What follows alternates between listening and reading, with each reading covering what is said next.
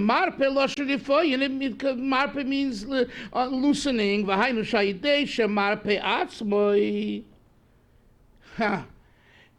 This big knocker and macher and leader, when he loosens himself up from his big shotness, his gaiva, through that he will alleviate many sins. Let go of your ego, leader.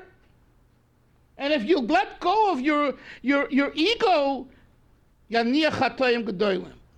what does that mean? He says, to briefly understand this better, the God Chazal say, okay. The Chazal say that the leader of a generation, the God Ladoir, is grasped, nitfas ba'oven adoir chas v'sholem. When people commit sins, guess who's to blame for it? The God Ladoir. It's a Chazal, Gemara Shabbos. Why? He should have made a protest and he kept his mouth quiet. He's going to be blamed. However,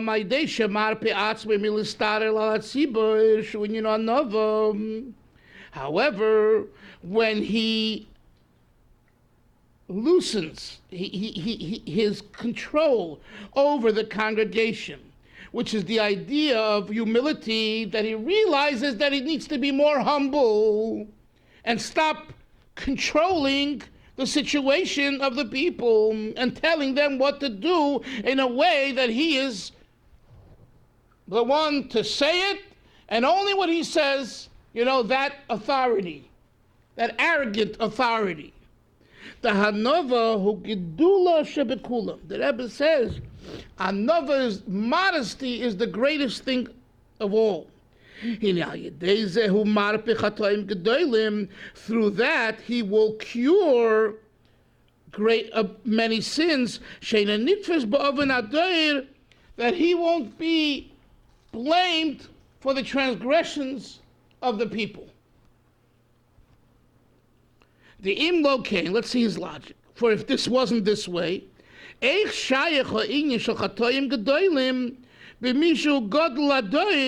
how could you say that the Gadol Hador, the great leader of the generation, has great sins? See,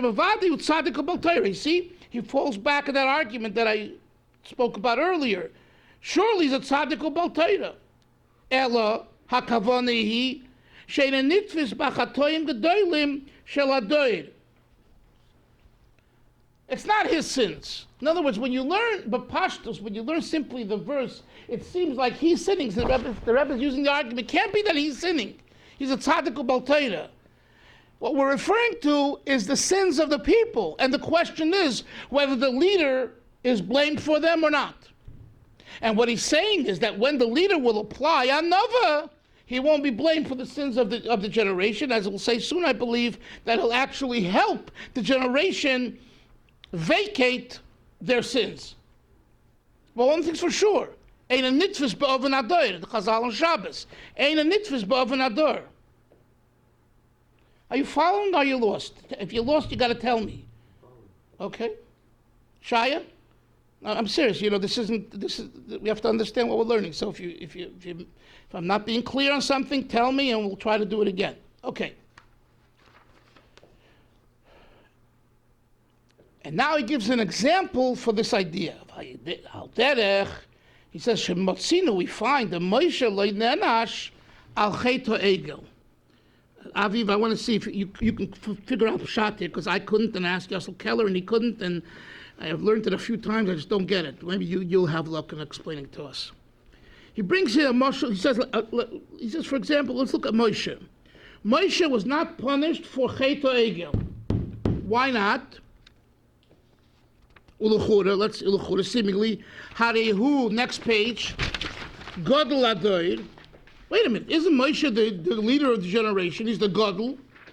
Ve'echloi nitfas ba'oven ador. Why wasn't he punished for the sin of the people who did do the golden calf? Now it says, the Gemara says, Ela shenenash. he was punished. I just thought we just said, he said, Loi nitfas, but Loi nenash al chet ha'egel. But then it says he was nenash. So he's making a distinction. I'm asking Pasha Pshat in the Gemara, nothing more.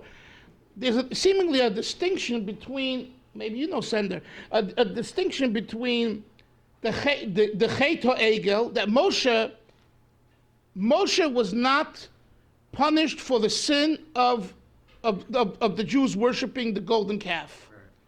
But it says he was punished. And he brings the Amar Azal, the Medrash says, it says, Lech raid, God says to Moshe, go, descend, come down. It says the Medrash, raid migduloscha. Yeah, go ahead. So he wasn't punished for the Chet HaEgel. Why? Because he wasn't here. He was in Shemayim. Wait, you're going to see something. You wanted an answer? Yeah. Okay, go ahead. Sorry, okay. Go ahead. Okay. And he says, so how was he punished? He was punished, why? Because Misa was brought back to the world. So Misa was brought back to the world, so Moshe also had to die. Right, I know that, but so what was he? But he was punished. But that's just Ella. It says he's punished, but he was punished. But he wasn't punished for the Chet HaEgel. He was punished because the whole door was punished because Misa was brought back. So he was punished because the whole door was punished. But he wasn't punished because of Chet HaEgel. I hear you, and the Gemara, what you're saying. Okay. I know that, but the question. I'm asking you logically, does that not equal that he was punished for the sin? No. I don't see it. I see it's two different things. Okay.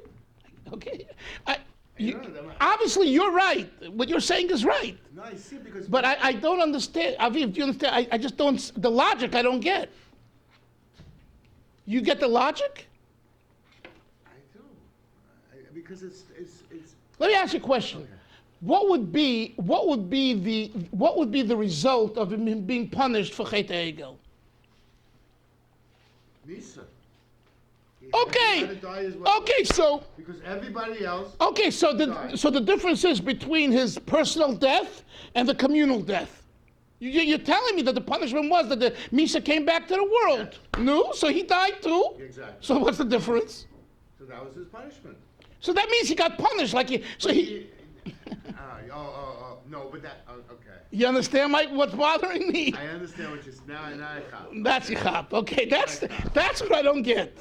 Aviv, do you understand what I don't understand? And do you have an explanation? Pashat and pshat. There's no Hasidus and Kabbalah here. Pashat and pshat. No, he's